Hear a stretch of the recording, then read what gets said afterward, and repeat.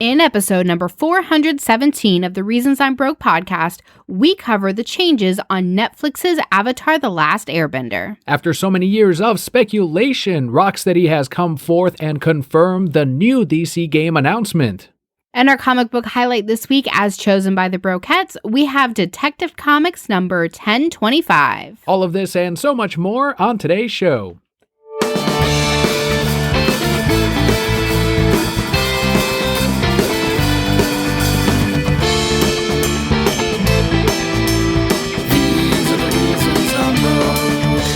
Hello and welcome to the award-winning The Reasons I'm Broke podcast, bringing you the reasons we're broke every single week, ranging from comics, movies, TV, video games, and so much more. I am your almighty Emperor Kelli. And I am Team Rocket admin Daniel. No, stop. That's what I want to be. Too late. I'm the Team Rocket admin. You can be the Team Rocket Palpa.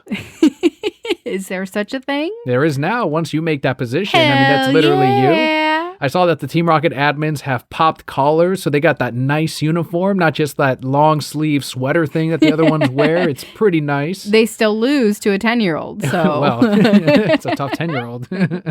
For those of you joining us for the very first time, the way we format the show is first we go over some news that cover all those topics I just mentioned.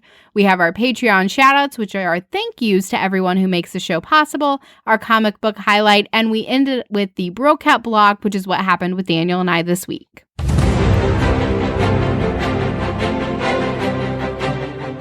Kicking things off with something that effectively probably destroyed the future of this series due to how the fandom really is. We'll discuss on whether or not we think it's going to really negatively impact this series. But Avatar: The Last Airbender creators Michael Dante DiMartino and Brian Konietzko took to their respective website and Instagram accounts to announce that they were no longer involved with Netflix's live-action series adaptation.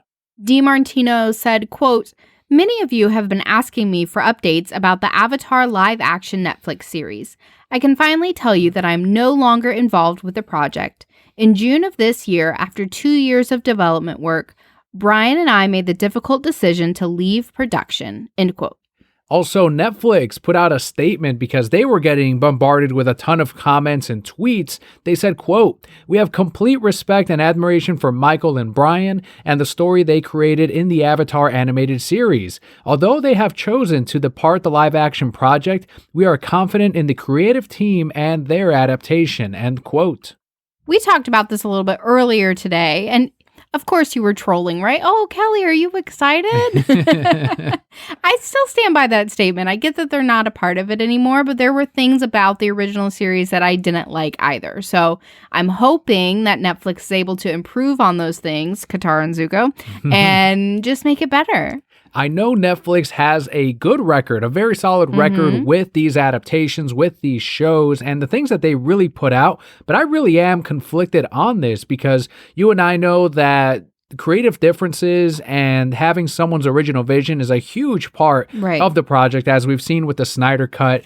And now we're seeing creatives that decided to walk away from the project, unfortunately. And they said that they were willing to, work with them for so many things that they needed to change and they needed to adapt to. But after so much stretching, they decided, no, we can't go this far. And that's when they decided they needed to leave the team. So again, I am really conflicted on this one because I want to give Netflix the benefit of the doubt based on their track record. However, I'm also on the side of the creatives because even they said, they were diplomatic about it. They said maybe the team that is still left and maybe Netflix can put together that's something that is enjoyed by the fans, but we can confidently say that it's not the vision that we had in mind. So it's not going to be our creation. It would be very interesting to see what their original vision was. Again, you're going back to saying, Netflix has this great track record. Are they trying to age up the show and say, okay, your original fan base was 15 years ago. They're now in their 30s. Can we bring that more to their level? Are they saying, you guys got it wrong, Katara and Zuko should have been together, so we're just going to go ahead and make that happen? I don't know, right? Again, yes, conflicted, you kind of want to be on both sides, but I don't disregard the fact that the original creators did things in the show that I didn't agree with and that didn't really line up and felt like they were just listening to their fans versus following through with their original vision to begin with. It sounds like the hardcore fan base is going, well, we're not going to see this. It's going to suck, and I'm not on board. Whereas the general audience are very casual Avatar fans that don't really have too much of a care on whether or not the creators are a part of it, are more or less saying, well, hopefully it's better than the movie. And they're all just going in that direction. Everything's going to be better than the movie. I honestly think it'll still be it'll have high numbers. The Avatar cartoon has done wonders for Netflix and its subscribers. I'm sure it's retained subscribers just for the fact that it's on there. And I do think that the live action show, once the general audience, I think, will jump on board. And I think most Avatar viewers are going to at least give it a shot. I don't think many of them are going to boycott this. I definitely agree with that. You and I really, really like the show, right? I still talk about the show a lot. I have one of my coworkers just finished the whole thing for the first time. So she and I are having a lot of discussion. I'm remembering how much I like that. But even us, with how much we like it, I don't see myself boycotting this just because the original creators weren't on there. Yeah, I think they created a fantastic world, but I really don't know a lot about them. And again, Katara and Zuko. So that's the one thing. It is a shame, and I know, again, I don't know what the differences were, and I hope that one day we do get that story on why they departed, or if there's even at some point down the road them getting reunited and maybe one side relenting to the other, just so that they can, in the interest of the show, right? I wonder what was so intense that they needed to change things. Netflix did have a very public pledge of, we honor their original vision, and that's why we brought these guys in to work with on this show. And then at some point, it just did not work out, unfortunately. Well, and to play devil's advocate, these guys are saying, yeah, we're going to give in and we're going to work with them. But how much did they really do that, right? As a creator, at what point, you would really start to think that maybe they're not giving in as much as they said they were, because it's their vision, and even a little bit is a lot when it's your baby, right? Yeah, that's the other thing. We don't know what the measure is of what the changes were. So it'll be interesting to see, and I wonder if there's going to be some kind of planned future to the series now that the original creators are gone, or if they're just going to stick to this one season for now. Netflix tends to invest pretty heavy, so I'm sure it'll be a multi-season thing, but we'll find out more at some point, I'm assuming next year or whenever the series finally does drop. Listen, I'm here for it. I'm excited to watch this and see what they've done with it. Over to some gaming news, I dug up this old tweet from 2015 where we were hoping that at E3 they would announce the Suicide Squad game. Jeff Johns at that time in 2014 had hinted that they were going to have a Suicide Squad game that they were working on. And then in one of the post-credits scenes, I think it was for Arkham Origins, they have Amanda Waller, I think, coming up to Deathstroke and recruiting him for the Suicide Squad. After that, we had not heard anything. Cut to 5 years later, turns out it's not WB Montreal, but instead Arkham Knight developer Rocksteady. They've revealed their Suicide Squad game. The teaser image showcased a character that looks like Superman with the Suicide Squad logo in the style of crosshairs set over his head. More will be showcased at DC Fandom on August 22nd. Obviously, there's no gameplay. There's very little information on this. We'll know in about, 10 days what's going to happen. But what if you play the Suicide Squad and you're hunting down Superman? People are saying this might be a Bizarro or like a sick Superman because you see he's got some purple smoke around his face or his eyes. But what if you do go around trying to hunt down Superman, and by the end of the game you've weakened him enough that you could kill him, and obviously the Suicide Squad decides not to, and you end up saving him or whatever, it ends up turning against Amanda Waller. But that would be fucking badass, just hunting down Superman from location to location and trying to take on someone as powerful as him. Great job with the spoilers, Daniel. Now everyone knows. You called out who the villain was in that last Batman Arkham game. Knight? And yeah, now here you go, spoiling Suicide Squad. Do you think is that what you got from it too? I think it would be pretty cool. I mean, obviously you would have different side missions within there, right? Like your main goal is find Batman, but then you go around and you do like other shit. I mean, Batman, sorry, Superman. I want Batman. But you go around and you do other things and you get to interact with other characters. And I think that was one of the greatest parts of the Batman game is just all the little Easter eggs and the different ways you could interact with the world around you.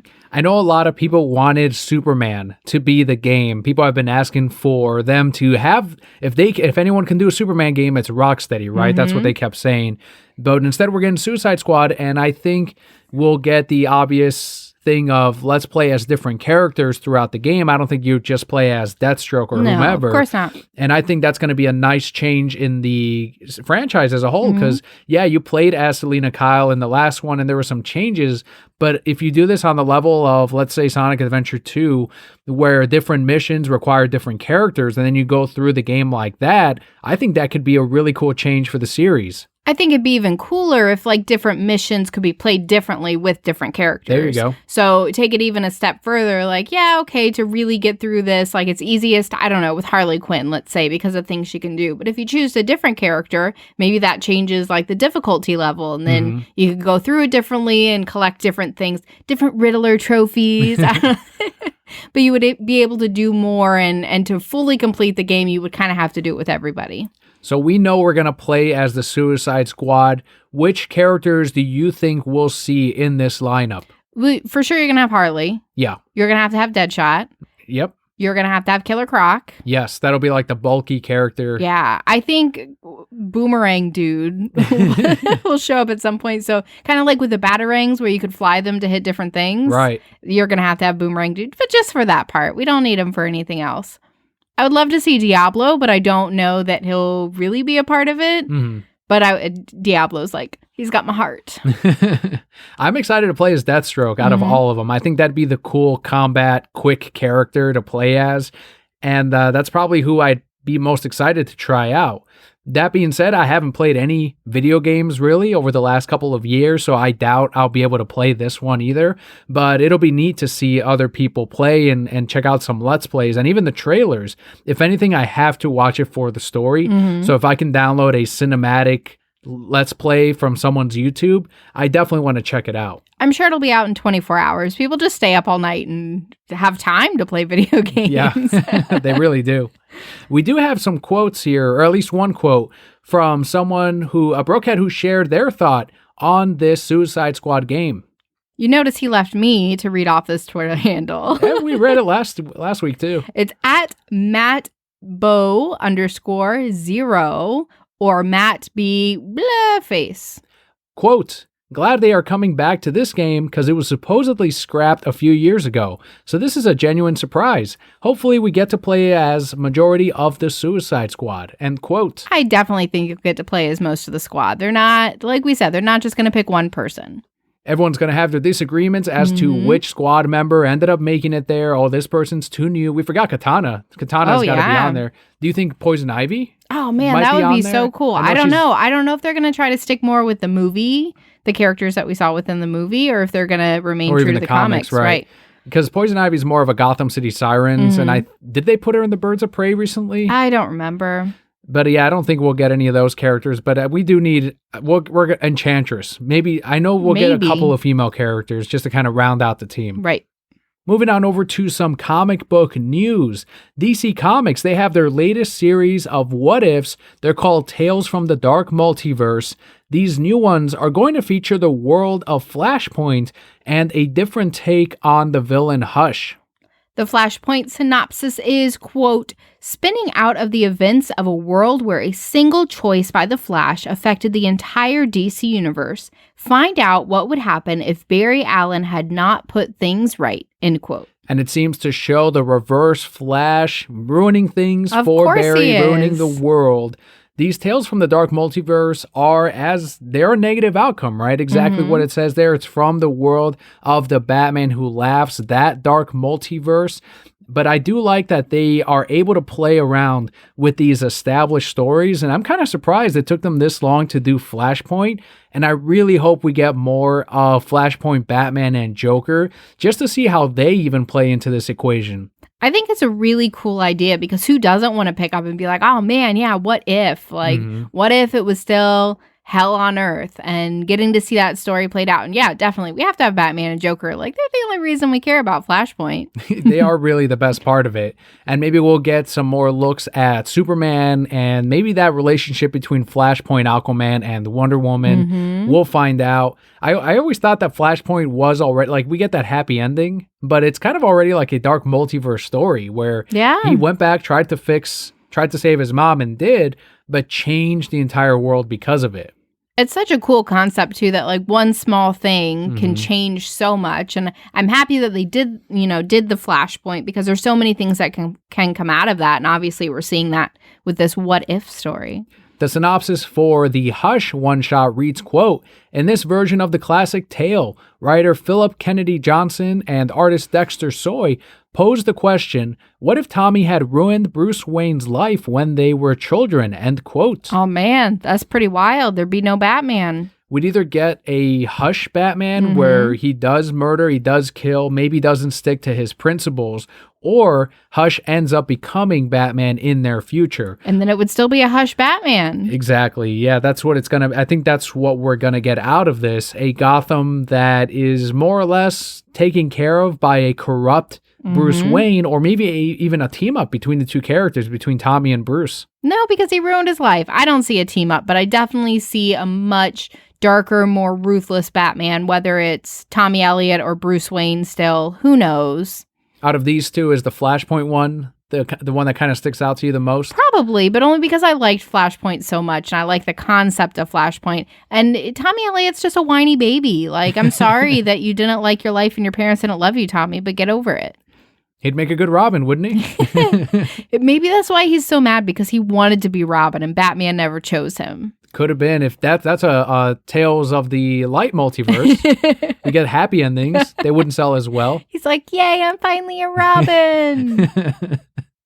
Over on the Warner Media side of things, as part of the merge, this has been all over. I've gotten a couple of comments on Twitter and on LinkedIn about this, of what does this mean for the future of DC Comics? And this is pretty huge. But as part of the merges that have been happening from up top, right? AT&T bought up all of this. Warner Media is now consolidating. After the buyout, DC Comics, the publishing side of the company, has laid off as much as a third of the staff. Chief Creative Officer and Publisher Jim Lee looks to still be retaining his position, although some reports are questioning the significance of his role moving forward. Some were saying that he lost his assistant at the company. There's a lot of non-details, unfortunately, right now. Twitter confirmed it. Bleeding Cool, I think, first broke the story of there's these firings that just happened. It was a rumor at that point, and then suddenly all of the writers and artists were putting out their condolences to the editors that got fired, that got laid off because of it. They retained all the writers and artists, but it's more the editorial side that got laid off.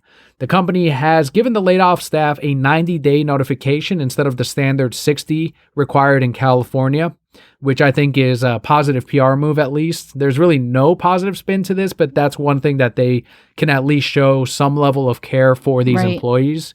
And it doesn't sound like there's malice, at least on the Twitter side yet. The layoff emails dropped 11 days before DC Fandom is set to take place. I think whatever they had announced at DC Fandom probably is not affected by these layoffs. Those things were already set in motion based on whatever was going to happen here. And the publishing side, while yes, it is going to be a part of DC Fandom includes everything. It includes all media, TV shows, movies, all of it. So I am excited for DC Fandom, but what does this mean for DC Comics as a whole? I feel like DC is living in its what if dark multiverse right now with all these changes that are happening. I don't know, like every week I say, well, I hope DC's doing the right thing. I hope they're moving in the right direction. And you really hope that's the case. But it just kind of feels like week after week, they're just doing more things in the negative versus positive, just for everyone, like, right? Retailers, for fans, for employees. I think when the Disney Marvel Star Wars buyout, weren't there a bunch of layoffs that happened then too? Probably. This is probably the equivalent of that. Anytime a bigger company takes over another one, they look at all the assets, they look at everything that is out on the table, and they start trimming, right? They start consolidating a bunch of it to make these things a little bit more profitable or to run things the AT&T way. And that rumor was around when this buyout was happening last year of this is going to have sweeping changes. And at the time, there was no reason to really believe it yet until they actually started happening, and they did. So that confirmation is there. The one rumor that was happening when the AT&T buyout happened was that they wanted the whole publisher to go fully digital 100%. That still hasn't happened, but these changes to the books that we've talked about before, the different distributor models that they've moved forward with in the future, I'm confirmed as a comic retailer. To me, I've already seen that the retailer is not first place with them anymore. It is the digital side of things, and they have yet to cancel out any physical publishing of any of these books or even said, look, we're not going to do single issues, we're going to do trade paperbacks. That hasn't happened. That's all just a rumor or a speculation. That's just me bringing that out. They haven't said anything like that. But I do think we are going to see less books published. By that, I mean less titles. So they're going to cut down on the lower selling titles. They're going to keep the core books like Batman, the stuff that is making the money like DC, Death Metal, and all of those, whatever ends up coming out of it, Justice League, of course. And they're not going to really risk a lot of these lesser known characters as often anymore just to save money where they can. And that's just my speculation right now. I will say if they end up going fully digital, I can't read DC comics digitally, so I wouldn't be reading any more DC comics. But that is the dark multiverse, right? That is a far future that hasn't even been confirmed to happen yet. You know, I get that they're saying that, but we faced the same concern back when Comixology started getting big. You know, what was it, 10 years ago now, however long ago it was. And it just further proved, right, that we got through that it didn't affect those kind of sales. I get that they're making these changes, but that's not to say they make the changes and then they see it's not working or they go back to where they were. Or, you know, companies like this are in business for a reason. They're making money for a reason. And they're constantly looking and assessing their audience. And maybe this is just a small experimentation to say, hey, can this actually be profitable and save us the money that we're looking for while keeping, you know, all our customers that we still have. And they're analyzing numbers. And the thing is, you can't just do it for 1 month and then say it doesn't work. They're going to do it for a period of time, maybe 6 months, and then look back and say, you know what, maybe this wasn't the right move. I think in a year is when we're really going to see what DC Comics looks like under this cut down staff and under a more focused line of books. And that's when we'll know for sure where their distribution lies. If it's going to continue with UCS and Lunar, great. I'm okay with it. If they want to focus their line, fine. I'm still not happy with the way they're handling physical books. It makes things very difficult for retailers, unfortunately. And I'm seeing the fallout from it now. You know, I'm now hitting Wednesdays where I'm selling out of big time DC books. And it's like normally I'd be able to advance reorder or kind of figure out, all right, well, we're suddenly getting a bunch of sub editions to this title. Let me add on another 20 and try to get some more titles that way. But through this new distributor, we can't do that anymore. So we're now seeing the stress of if you don't pre-order your book, the chances of getting it are more and more slim. No more reorders and no more whatever we get at FOC, which is the final order cutoff. Really, that's it. So I urge everyone, no matter where you are shopping at, and because this is what it is at every single comic store around, make sure your DC list is up to date. Don't buy the first issue and say, well, I'll figure out later if I want issue 2 and 3. No, if you think you might want the series, just add it to your sub. Figure it out later. If you don't end up liking issues 2 and 3 or whatever, then go ahead and drop it. But it's always better to be safe rather than being cut short, because these DC books are going to be more in demand than I think than when they were with Diamond. And it's not a matter of it's more popular now. There's just less of them, unfortunately. The more you know. I'm just trying to prepare people as much as possible, because this stuff we're seeing it already. We're seeing the negative churn to these different distributors. Marvel and all the other publishers, so far so good. They're still through Diamond. I know I can still do some reorders as long as the book is still in print.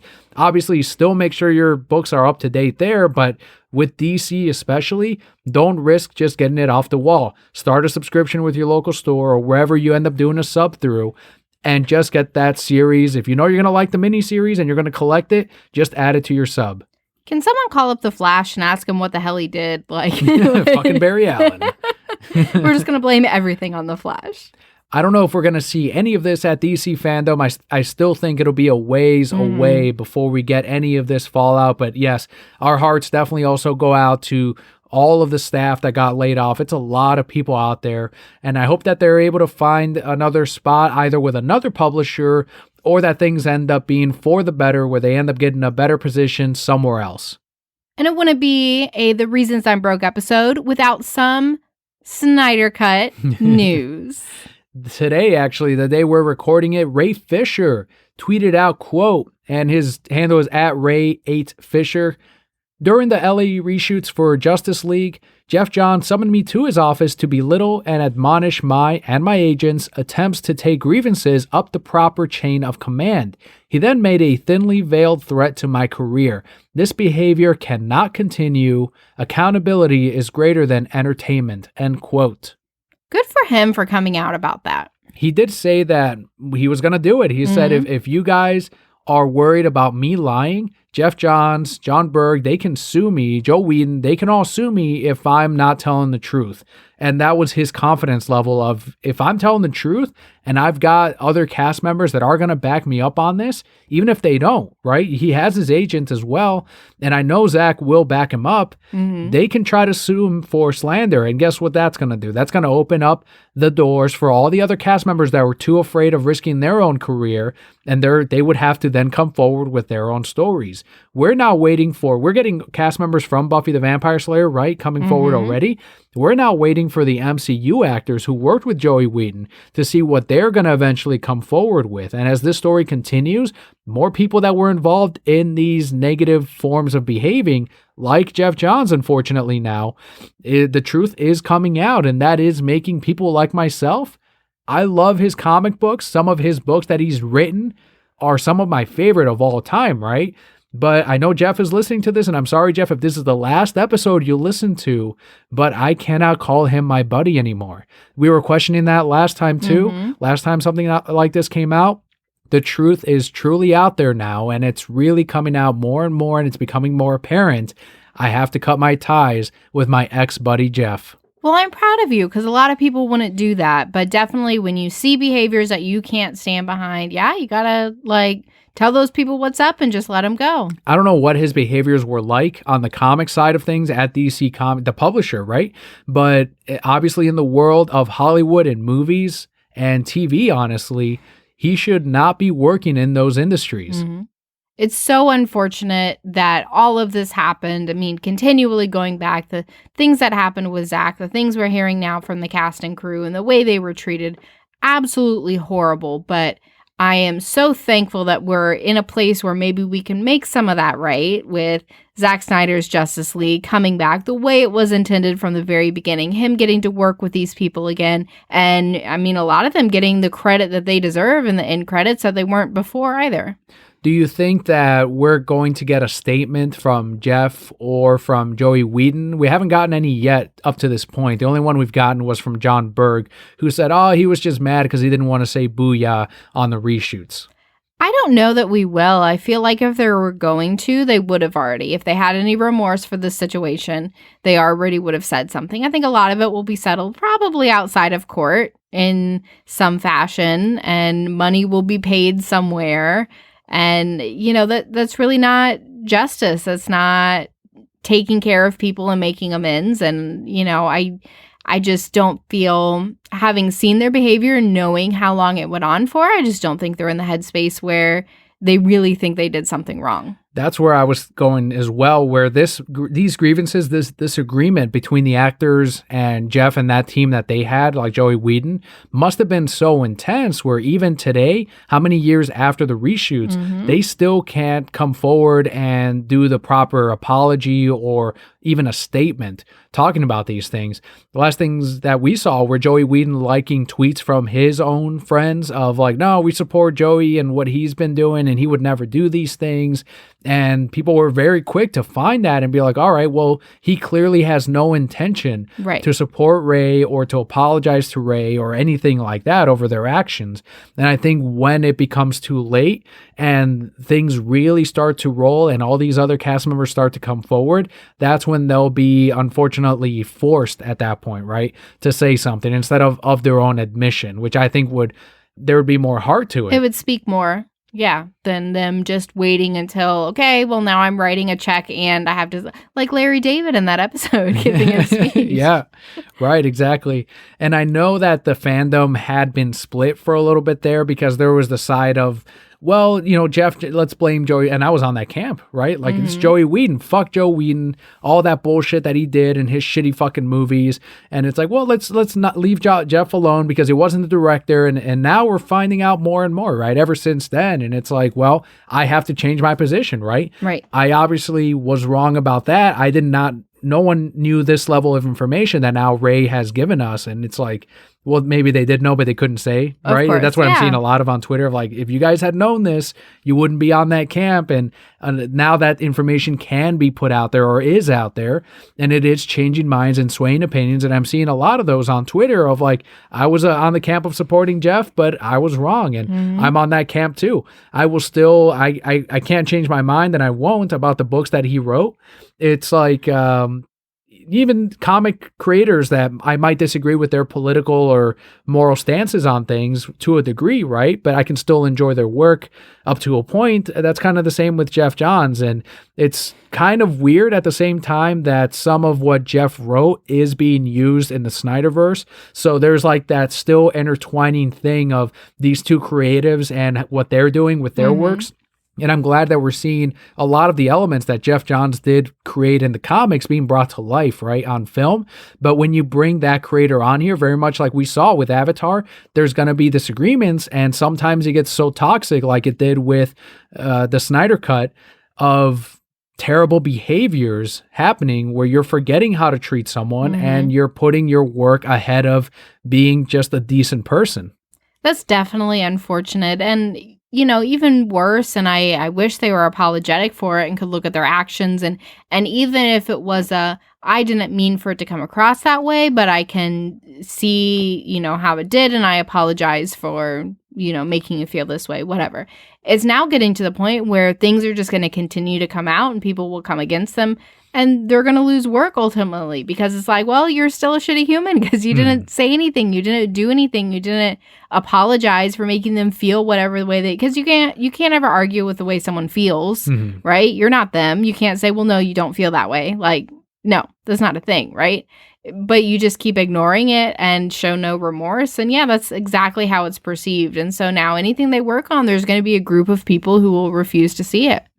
And one of the things is that I've been also seeing a little bit of is that Jeff's behavior wasn't on the level of Joey Whedon's, where it's like Joey was being blatantly like really fucking terrible to cast members like Gal, but by letting those things happen, you are now supporting that behavior as well. And that's what it is being confirmed by Ray right now. And I think we're going to get even more information later on.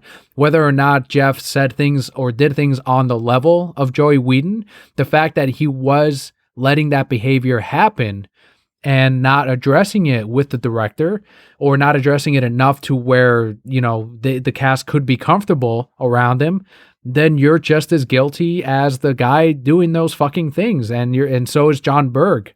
I'm so proud of Ray for coming forth. I really hope that others stand behind him as he continues down this journey because it's not over by a long shot. We will still get more information. We will see more things happen. And ultimately, it's going to get messier before it gets better. Onto the positive side of the Snyder Cut, though, Tales of the Light Multiverse, we had a nice reveal of Steppenwolf that he put up on Vero with the caption, quote, "Just working today, pulled this out of the editorial. Sorry he's low resolution, but I've seen him in all his high-res glory, and he's a thing to behold. Quick question, how many fucks do you think he gives?" End quote. I think he gives about 3. Well, one's Darkseid, right? Who are the other 2? I don't know. I just said 3. The answer is no fucks. There are no fucks given. Well, someone did reply with Darkseid, right? And he's like, all right, given. Probably Darkseid. I mean, Batman, once he meets him, right? Yeah. You have to. So there you go. This man? The mother boxes. There's your 3 right there. The mother boxes. Batman. He holds his jacket a little closed. He has a jacket now. Or a robe, whatever. Zack had previously clashed with Warner Brothers over Steppenwolf's original nightmarish look before the studio opted for the one ultimately seen in Justice League. In an effort to go for a more family-friendly film, we saw that in Justice League. It almost looked like a coworker was telling me he looks like an action figure. And I'm like, probably to try to sell toys and do all that fucking bullshit. And it made a lot of sense. This Steppenwolf isn't to sell merchandise. He's to scare little kids. It's to scare the fucking league, right? You go up against Steppenwolf, barely defeat the guy, and now you got Darkseid, who he was trying to impress, right? It's insane. Zack hinted that there would be more before DC fandom, but you guys also took that screenshot and zoomed in and used your CSI Miami skills to look at everything and found that this was shown from the 1 hour, 1 minute, and 37-second movie mark. We then compared it to Justice League. And the stars and the zodiac signs of all the actors. And based on the number of spikes on his shoulder. No, it doesn't go that far because it was a low resolution shot. Otherwise, believe us, we would have. But into Justice League cut at about the 20-ish minute mark is when Steppenwolf arrives. We see him. I think it was Themyscira, right? That's where he makes his landing and gets tries to get the first mother box and succeeds. But in this one, it's an hour in to his, 4-hour cut of this now Zack Snyder's Justice League. And that tells us that there's a shit ton of backstory leading up to Steppenwolf's arrival on Earth.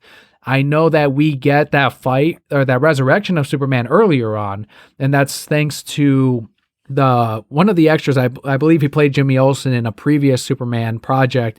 He had revealed that it happens early on in the film of Superman's resurrection and the Justice League fighting him. And in Justice League, it's towards like the end almost, right? It's like a halfway through or a third of the 3/4 of the way through. So even the layout and order of these scenes is vastly different, truly different films. And I know I can't remember if you watched it with me, but when I saw Justice League, you can blatantly tell where the reshoots, now we can really tell where the reshoots went. And it literally is like 80% of the film is new material or reshot material, which is crazy. I only saw it the first time with you, but I do remember you said you watched it again recently and you could analyze and you could really tell. Yeah, the haircuts were very different and it was absolutely different. So on this one, I think it is great that we are getting this original version of Steppenwolf, but now we're getting these tweets and these takes but that's very different from the comic version. It's not comic accurate. All of a sudden, people care about how comic accurate a character like Steppenwolf is. Of course. Which is really interesting. But Did you look back on their username and see that they were paid by Disney? You hacked into their bank accounts? A bunch of Disney bots, probably. It's like, those people aren't going to see the fucking movie anyway. Right. It's not for them. And if you're that worried about comic accuracy, every single movie has a shit ton of inaccuracy anyway whenever they do any adaptation, even Harry Potter, like we were talking about. So that's a non-argument, in my opinion, to completely scrap the film. If you had no chance, you were not planning on seeing it if that's your complaint. Well, and I mean, that's their only complaint? Oh, it doesn't look like the comic book. Oh, well, okay. Anything Zack posts, they're going to try to blow up and destroy and whatever. It doesn't matter. They're either not going to see it or they're going to hate watch it to, as it was revealed by that one Twitter user that was a Rotten Tomatoes reviewer of, I'm just going to review it negatively to try to get it less than Justice League. That's what they were trying to do. And we know, we get it. There's a campaign, and there's been a campaign for years against Zack Snyder and his DC universe. But thankfully, we're now in that mindset, and Zack is definitely in that mindset. And now HBO Max is in that mindset of this is for the fans. This isn't to please the critics anymore. This isn't to please the general audience. This is truly a project for the fandom. And they've already said that this is a success based on the amount of exposure they've gotten for HBO Max and for the DC characters. I want that guy who said that he was just going to give it a bad review to watch it, and then like he just has silent tears rolling down his cheeks, as I expect from you. And then someone's like, was it that bad? And he's like, it was beautiful. You know what I've learned about reviews and things that go out though? So a lot of times, whether it's rated a positive or a negative, is just it's like automated, right? You type it and then there's some like automated thing that'll take care of it. It's really flawed. Yes. Really flawed, because I had to do that for a class. They're like, okay, use this, right? Type in reviews. You just went to IMDb, copy and paste the reviews and say like what the sentiment is, whether it's positive or negative. And a lot of the negative ones still showed up as positive and vice versa. So... Well, that's where we saw a bunch of the MCU Rotten Tomato reviews where they were still the same exact rating, and then they would have the exact same rating of 3 for a DC film, and one would be a rotten and one would be a fresh. So it's all a flawed system, and if people haven't realized that by now, then I guess they're just really not that interested in, you know, ratings and how these things work, and that's fine. But I think that if you then rely on it, I think you should learn a little bit of that system if you're really going to go off of it. And unfortunately, people do. They still do. Even though they know it's a flawed system, I still hear all the time, I hear it's gotten good reviews, or I've seen it's gotten negative reviews. And to me, that's not what I go for anymore, right? That's not a reliable system even if you were to find the reviewer that you agree with, you're going to disagree with your favorite reviewer. And at some point, I'm not going to take that chance on a movie and say, well, I'm not going to watch it and not give it a go.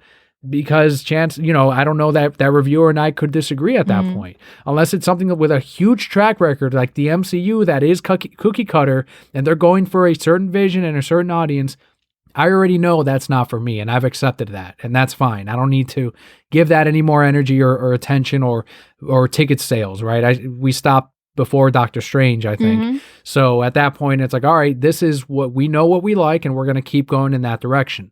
Yeah, take that, Rotten Tomatoes. Fuck you, Rotten Tomatoes.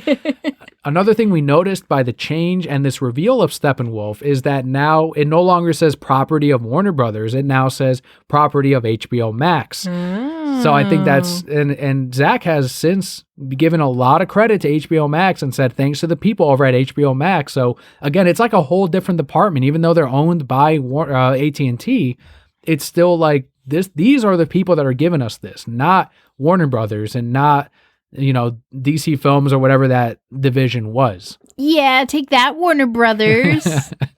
What do you think about the Steppenwolf reveal? Even though we've seen him before, but now we're actually getting like Zack Snyder's Justice League, some stills from it, right?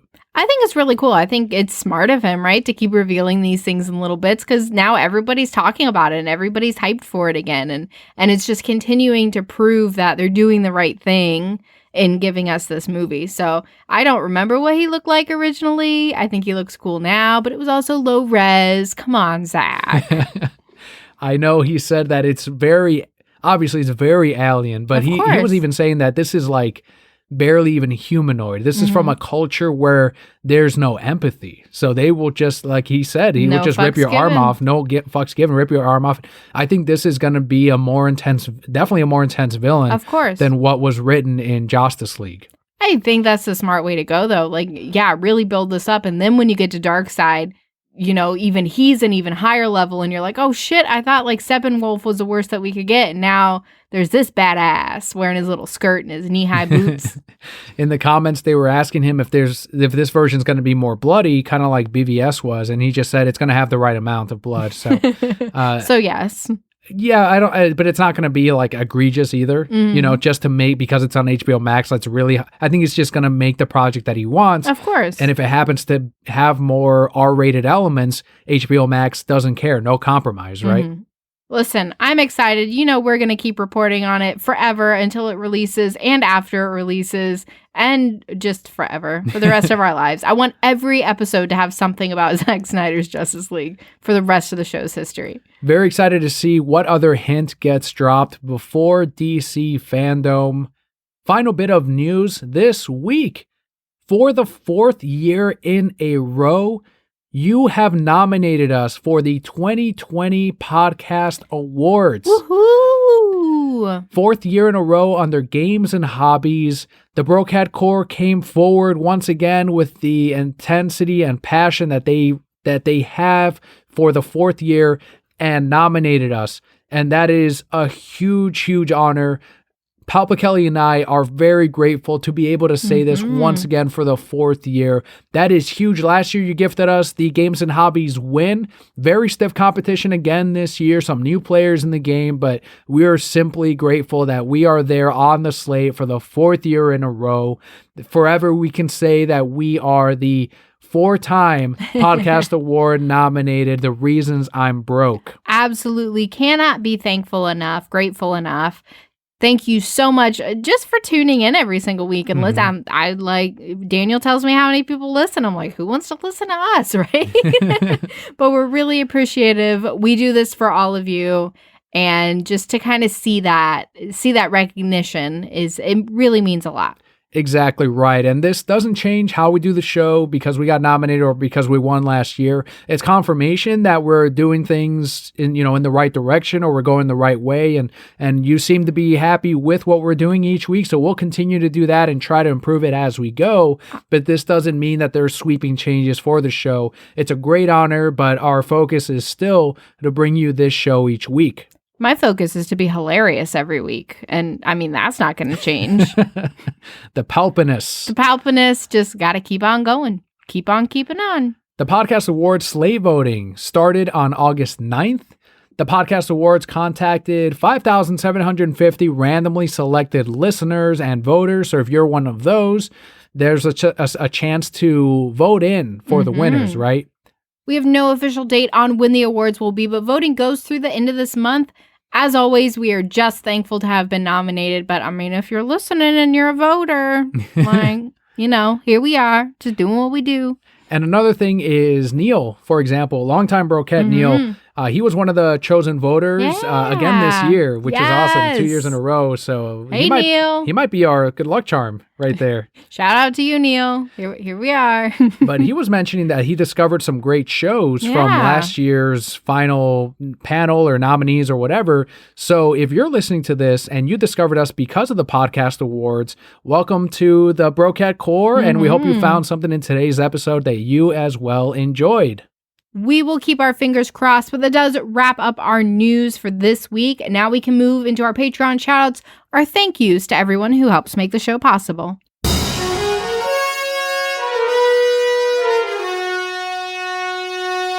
First shout out this week goes out to Scott on Twitter at LazyGamingGuys and at Pandanime. On the Avatar The Last Airbender news, he said, quote, "It's going to suck because they refuse to let the creators make their vision and basically force them out. There goes the artistic integrity of that adaptation. Good job, Netflix," end quote. So he's definitely on the hardcore fan base side of things where he's just, he's simply going to not watch it due to what happened between the creators and Netflix. I will take this opportunity to say, if this had been HBO Max, maybe we wouldn't have gotten this. HBO Max obviously supports its creatives. So while I do like Netflix, HBO Max is king. A superior streaming service. Can't go higher than Max. For only $14.99 per... I don't know how much it is. Yeah, it's about right. I was waiting for you to go into a whole spiel, like a whole commercial. Well, if you do the whole year, it's $12.99 a month. So you save quite a bit of money. And there's things for kids too, and for everyone. All ages. Once the kids and the babies down, you get some quality programming for the adults and the parents as well. It's all there on HBO Max.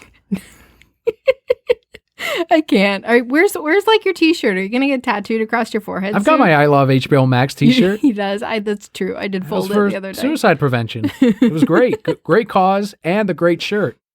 Our next shout out goes out to Elizabeth on Twitter at EPLifts. She tweeted out, quote, "I saved my at Peter J. Tomasi and at Patrick_Gleason, Batman and Robbins for camping. So lucky to be able to spend a rainy day in the middle of nowhere doing my favorite things," end quote. That's awesome. It's great that you no, I'm going to go camping. I'm going to read my favorite book. Just relax. Proud of you for camping because that's not my life.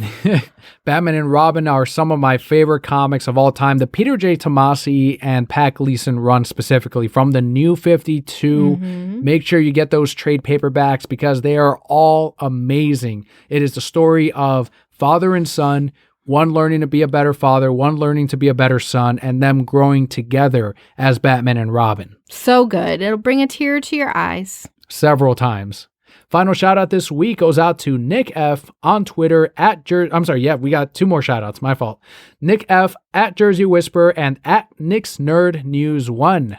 Nick has a new podcast available on your favorite podcatcher. It's called Buds, Bros, and Superheroes, a podcast. He previously did the YouTube stream of Nick's Nerd News 1. If you were enjoying that, definitely jump into the latest podcast, his latest project. Thankfully, he is still putting out something creative. And that's once again, Buds, Bros, and Superheroes, a podcast on your favorite podcatcher. And our final shout out this week, continuing with our apology tour, goes out to Manu on Twitter at ManUnited0710. As you called it last week, a month of Manu. On Jeff Johns, he tweeted, quote, "When everyone else finally realizes the devil was never very far," end quote. So ominous. Manu knew something. He knew something the whole time. He felt it in his bones. He's got that insider source, several of them. Yeah, I mean, he's absolutely right. Like now people are realizing what happened with Jeff Johns and more is coming out. And it's probably satisfying if you had known already the level of abuse that was happening, that was being allowed by Jeff Johns as well. It's got to be satisfying to see that justice start to happen or start to come about. It's the true Justice League all around. Oh, man, it's all in the title. It's insane. Zach, you're crazy. We should have known putting it all in there.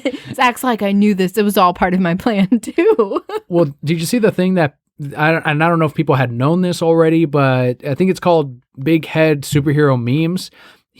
They put up this image of Alfred from BVS where he says, maybe a girl from Metropolis will make you honest. I don't know if you remember that quote, but it's when they're at Wayne Manor. And he says that, kind of joking around. And then they have underneath a screenshot of Lois Lane telling him it's his mother's name right before he's about to. And she ended up making him honest. And people were like, we're still fucking discovering shit. A girl from Metropolis literally made Batman honest again near the end of the film. And it's like, how many things are we still not discovering in this film? And that's the kind of shit that it's like, there's a ton to digest in these things. I want Zach 80 years from now, right? When he finally passes away, he leaves a note that just outlines everything that was in his, and it's so much more than we ever would have thought of. Right. We don't even live long enough to fully figure it out. The next generation has to. It's like, here's the rest of the work. Continue the journey. Here you go, Leo. Continue it for me. Continue my work. And he's like, nah, Dad. I didn't put it in the show notes, but unlike the MCU, which are, according to Seth Rogen, $200 million comedies. Holy shit, all the MCU fans got butthurt, and now we're all like, fucking Seth Rogen. If anyone knows comedies, it's Seth Rogen. That's However, true. People are saying they're not comedies because they're not funny, or they're comedies, they're just shitty ones. I go with the last one.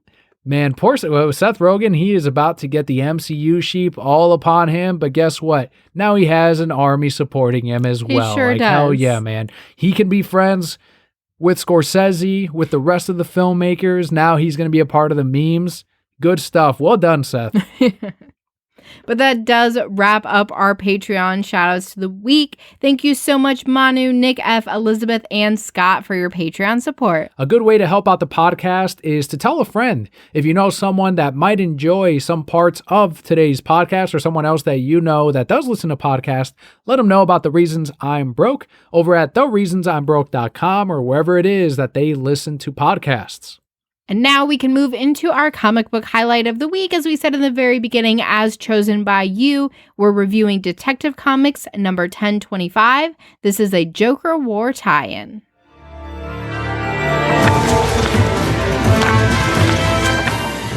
This is written by Peter J. Tomasi, who we were just talking about, art by Kenneth Rockefort, and colors by Dan Brown. I believe it was the last episode, the episode before, where we reviewed some Joker War. I'm still not about it. It's still not for me. I'm just going to be totally upfront about that. I'm sad that Peter J has gotten, unfortunately, wrapped up in the tie-in work, right? Because I would have rather have had an original story by him or something that he truly wanted to tell, but instead he's stuck in telling these stories of the trenches, of how Batman is working with the Bat family, and I think he's doing it to the best of his ability, but unfortunately, it is just another tie-in. You're seeing some of Lucius Fox and how he's struggling to carry out the Joker's orders.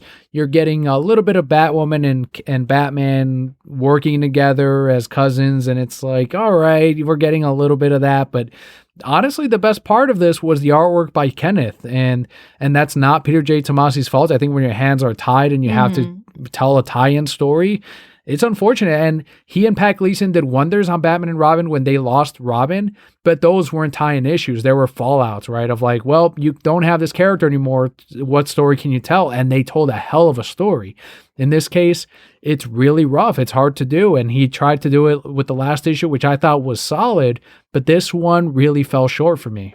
Yeah, I just really wasn't about it. I don't particularly like Batwoman as a character. I've just never connected with her on any sort of level, which is unfortunate. But I just didn't, I didn't get anything from this. Like, I still don't really understand Joker War and how it got to this point and how they're going to recover it all from it. It's just, it's too far out there for me to really be immersed in this world because there's continually moments that are pulling me away from the story and really feeling like, yeah, this could actually happen in Batman's world.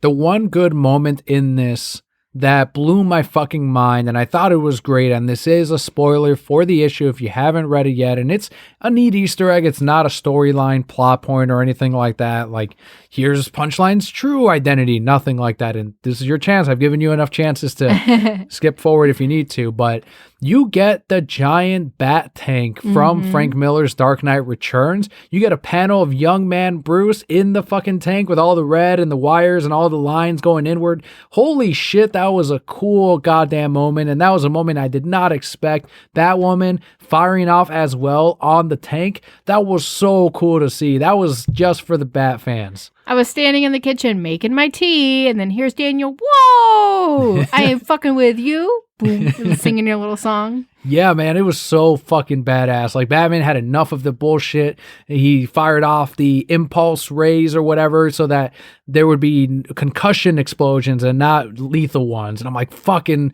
so badass. It's just like in Dark Knight Returns where he said rubber bullets and he's knocking all these fucking guys out. Little stupid ass bitch, I ain't fucking with you. He was highlight of the book. That made it worth the buy. Overall story, yeah, not the greatest tie-in, but that was a cool moment for Batman fans. Well, I'm glad you got some enjoyment out of it. I did not. Every single Wednesday morning, we put up a poll on what we should review or talk about on the next week's episode. So it's a great way for you to influence the podcast and the content of the show. Make sure to just click on our new comic book day picture with all of our books. Scroll right down and you'll see the poll. Or if you're in our Discord lounge, you will get that notification on Wednesday mornings as well once the poll is up. But with our comic book highlight out of the way, we can now move into our Brocat block. It's what happened with Daniel and I this week. As we mentioned, we were going to spread out the top 5 original soundtracks that Bobby had suggested that we cover on the podcast. Last week, we did top 5 video game soundtracks, and this week we are doing anime. So we've got our picks here, and it's not necessarily, at least on my end, in any order. Mine either. But a couple of these overlapped with you and I, and I only had 4 because I'm not an anime watcher, and I could just say something like Sailor Moon, but these are the ones that, at least to me, popped up really high on my, yeah, I fucking noticed that, and that was amazing. And I think one that we both had was Dragon Ball Z. Yeah. So many cool songs. I feel like there's any song from Dragon Ball Z, you could pull it out, right, and play it just on the radio, and I could be like, oh my god, that's what was happening in that moment, right? Definitely some really great. I love all the ending credit songs too from Dragon Ball Super. Like, I was just obsessed with those and wanted to hear them, and you're not wanting to skip. I'm wanting to sit there and listen to that song and be like, 1, 2, 3, I'm hungry. I don't know. Some great stuff. I like the Vegeta theme, and I don't know if that's what it's really called, but the ones with the piano, with the really quick piano, and I think they played it or someone edited into the scene where Beerus slaps Bulma, and it's like that's clearly a Vegeta moment. Or anytime he is about to lose his fucking shit, I think one of the most prominent moments is when Cell shoots Trunks and then they play that theme and it's just Vegeta about to lose it. There's so many iconic songs in Dragon Ball Z. However, you might view it as like, oh, it's just, shonen or whatever, or it's just an action show. The soundtrack itself matched the intensity of the show. Right. And it's one that, to me, definitely popped up. Another one that we overlapped on is Pokemon. It's part of my childhood. Oh, these same. are songs that are forever in our minds, and it goes from season 1 into like I think it was Sun and Moon. Fuck yeah, the Sun and Moon music was amazing. Oh yeah, you really liked it. Definitely. I think there's also, and it really ties into the video game, right? Where you have some of the same sounds but it just, Pokemon felt so big when you heard that, they're starting their journey and you've got this full orchestra, right, playing these songs, and just was so excited. And again, going back to, if you play any song from that show, I can tell you when it was. Right. I think it helps that a lot of the music there did reflect what was in the video games. So that's, as a consumer, you're like, this is fucking perfect, especially if you like the music from the games. Right. One on my list here is not necessarily a reflection on the show itself. I don't particularly think the show is amazing, and I don't like it enough to watch it, but Naturo. We play it in the shop, and that's something that I notice when I'm working or whatever. It's like the music's pretty fucking good in this. It's like a traditional Japanese twist to all of this, because right, it's ancient ninjas, but it's also like there's magic and action and all of that. And it's a little bit modernized, but it's enough to where I think it retains a lot of the culture that it's inspired by. And to me, when I'm listening or working, it's like, I do enjoy all of the music that comes out of that show. And that's one that I have to throw on there. Another one I have on my list is Sailor Moon. Again, something that I grew up with, right? You could play any song from there and I could tell you what's happening. I could tell you who's transforming. It just, whenever I hear that, it really takes me back to being a kid and be like, yeah, it's time to watch Sailor Moon. And then we have to go pretend that we're Sailor Moon afterwards.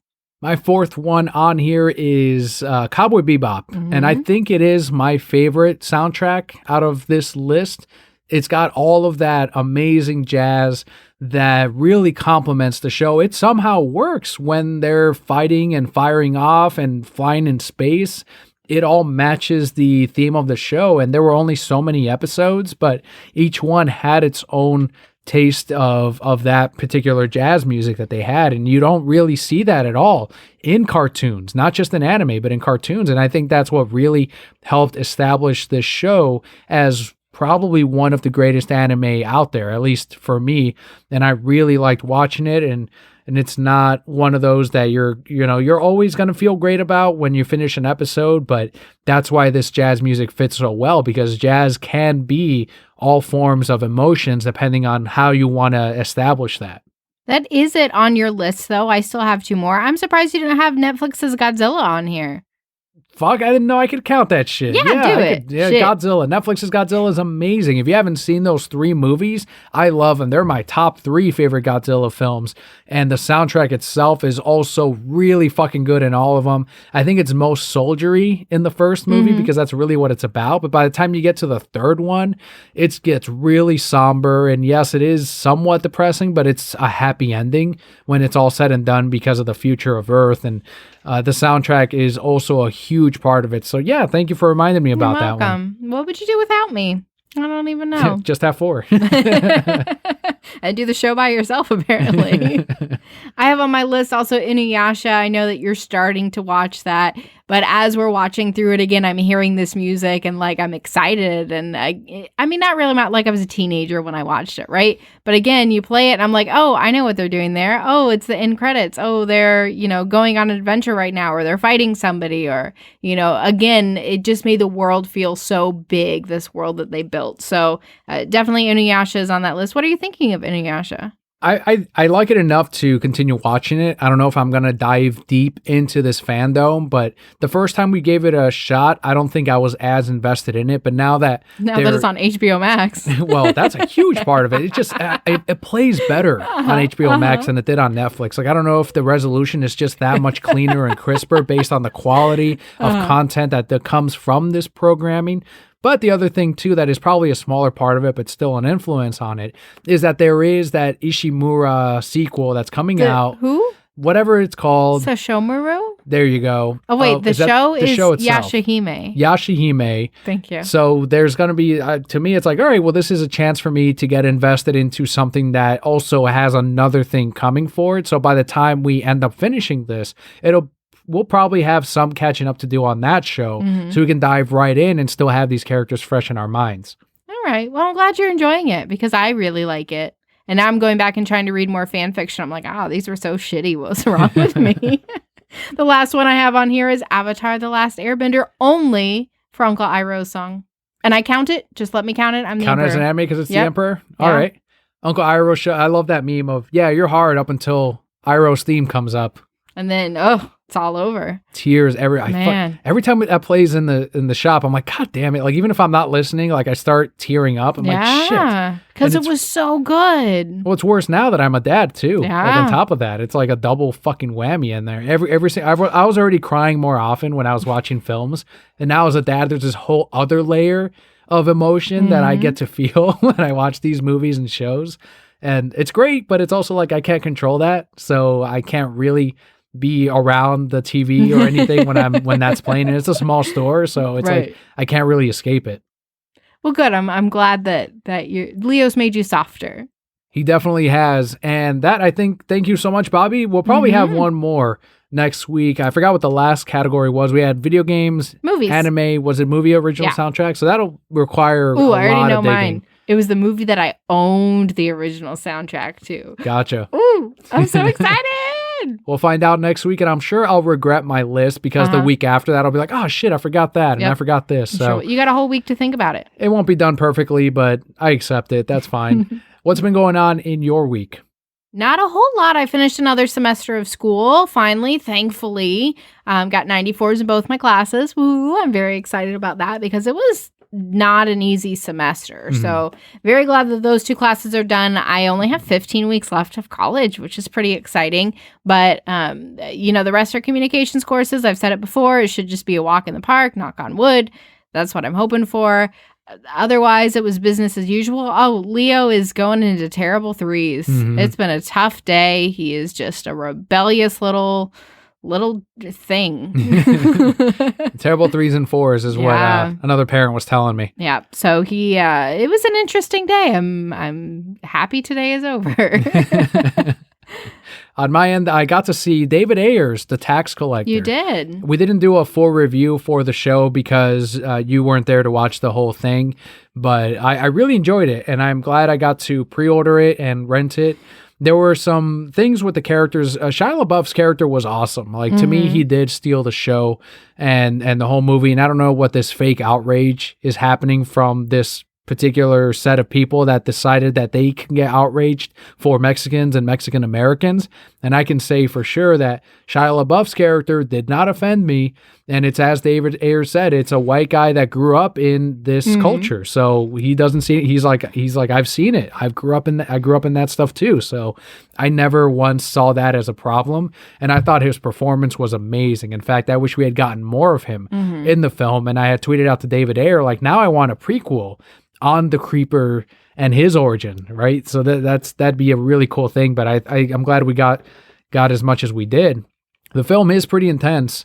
It's not one that, obviously it's about getting. George Lopez is actually serious the whole fucking time. Like, there's no joking at all. And I still fought the urge of like laughing at his delivery sometimes. But really the only line was, "You guys look like a couple of monsters."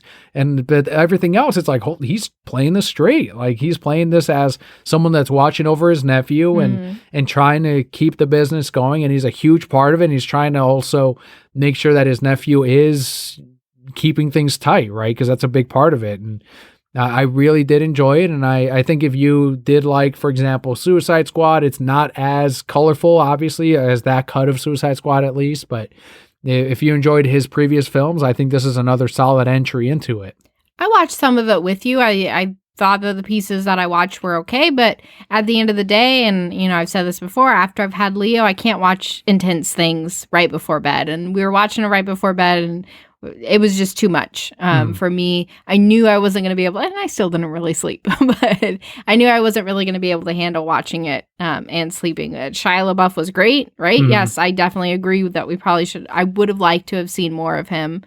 I'm not entirely sold on Bobby Soto. He was okay, but it's also really interesting thinking about how I might have perceived the movie differently if it was on the big screen versus watching it at home.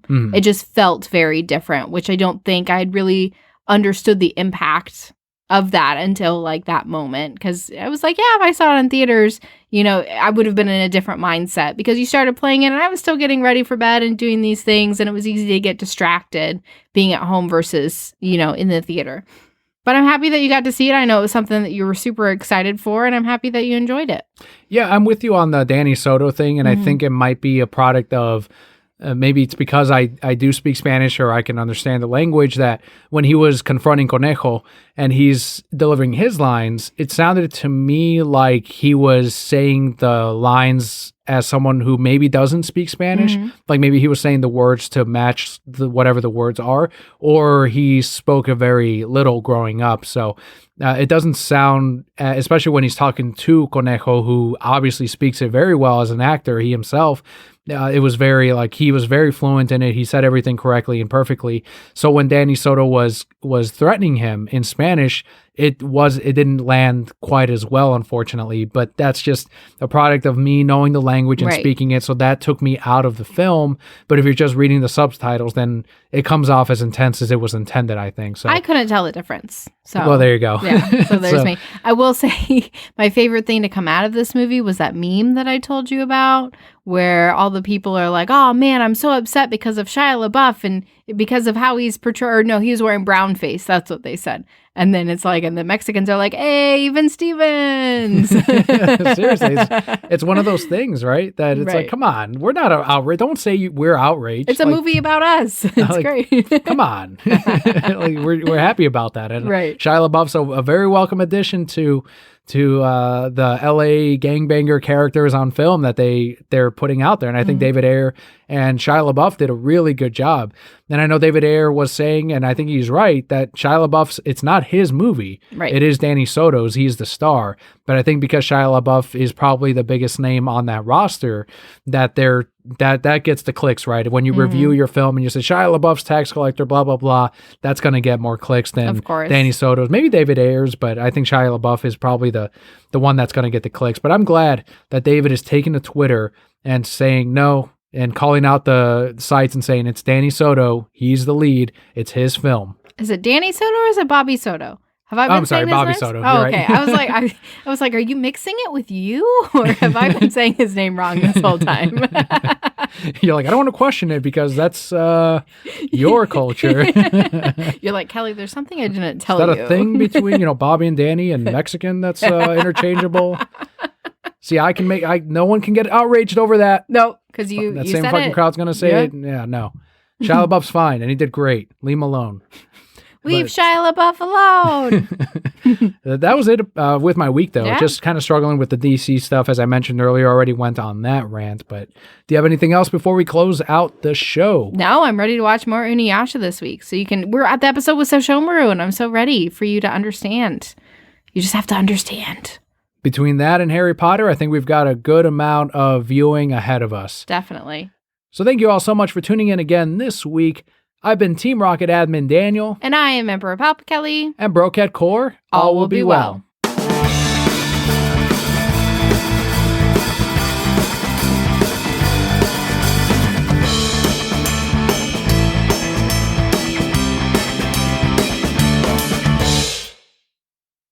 So I almost considered talking about this during the comic book highlight, but it wasn't a voted on book, and it is a spoiler for Dark Knight's Metal, the latest issue. So just a heads up, we're going to talk about it because it's just another cool Batman moment that happened this week. And that is when the Darkseid Batman ends up firing off the Omega beams, just like in Crisis, at Batman, real Batman, except he shoots it from a gun, right? And he says, not only this one will not send you back in time in history or destroy you like it did the first time, one of two outcomes, it will instead erase you from history, because that Batman's mind has finagled the beam so that it erases Batman from all of time. And he fires off, and Clark says, Bruce, watch out. And he doesn't move. And he gets shot by the beam. And Darkseid Batman's like, why are you still here? And Batman says, just to watch this. And that's when Clark takes him and, is like, my man. And he punches Darkseid Batman. And he's like, how are you still here? And that's when they reveal that he was wearing the Black Lantern ring, which controlled the Anti-Life's equation's death module so that he wouldn't get destroyed in all of history. So Batman is still pure as Batman than a merged Batman and Darkseid thing that came out. He out Batmaned Batman Darkseid. Like, how the fuck he fucking did it, right? The fucking Black Lantern ring. How amazing is that? Like, you're just not even surprised at this point. It's so cool. This is such it's really, really cool, right? But I almost feel like it's borderline 15-year-old fan fiction where they're like, okay, and they're like writing back and forth, right? It's like two of them. And then one's like, and then Darkseid Batman's gonna shoot his Omega Beam gun. And the other guy's like, oh yeah, well my Batman's wearing a Black Lantern ring, so he's not gonna die because of your anti-life equation. It worked though. Like, it's so crazy that it worked, because it was such a surprise in the book where I'm like, that is, of course he fucking did. That is so goddamn cool. Like, that's how you cancel out Darkseid fucking Batman with pure Batman.